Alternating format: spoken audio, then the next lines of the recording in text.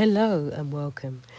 Today I'm going to show you how I plan to get a great display in my flower bed from February through to March all the way up to April.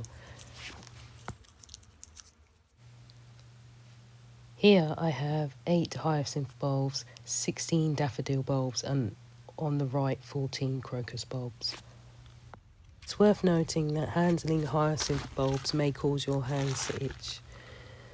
So if you feel any discomfort there, stop what you're doing immediately, wash your hands with warm water and soap, and when you return to your hyacinth bulbs, please wear gloves.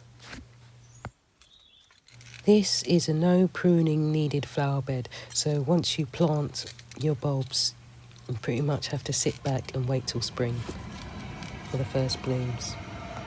The bulbs I have chosen belong to a class called perennials, which means they come back year after year. So after you plant, you won't need to think about planting them again next year.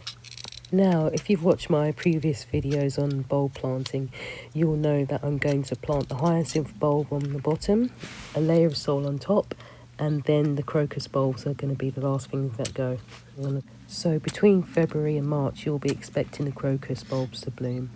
And between March and April you should see the hyacinths and daffodils make an appearance.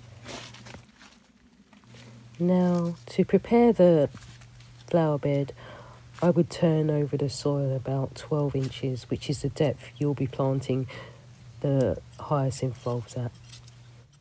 Now, there are a few things you can do before you plant in your flower bed, such as add compost, grass clippings and bark, but you need to do this well before you decide to start planting. I didn't do that in this bed, so I had to do a lot of digging. What the compost and grass clippings or bark will do is make your soil more amenable. It'll mix with your soil and it will be more easier to manage. So here I'm just flattening the top of the ground just to make it look a bit better.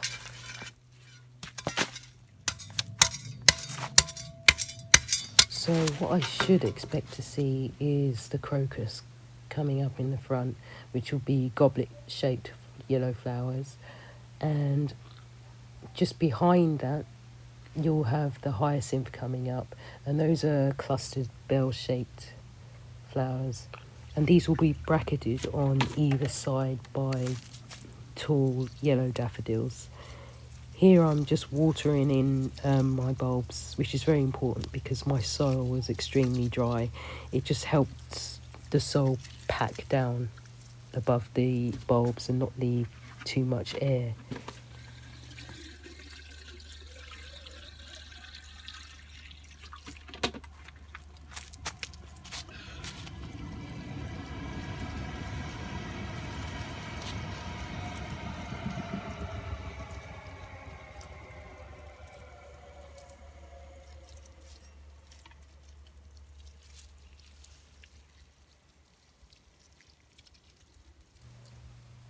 So for those of you that are more visual, here is an example of how my tall daffodils will look.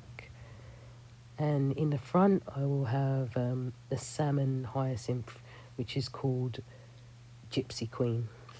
These will grow from 25 centimetres to 50 centimetres tall. When the shoots start to arrive, be sure to put slug pellets around them because the slugs absolutely love them. They will eat your hyacinth without mercy.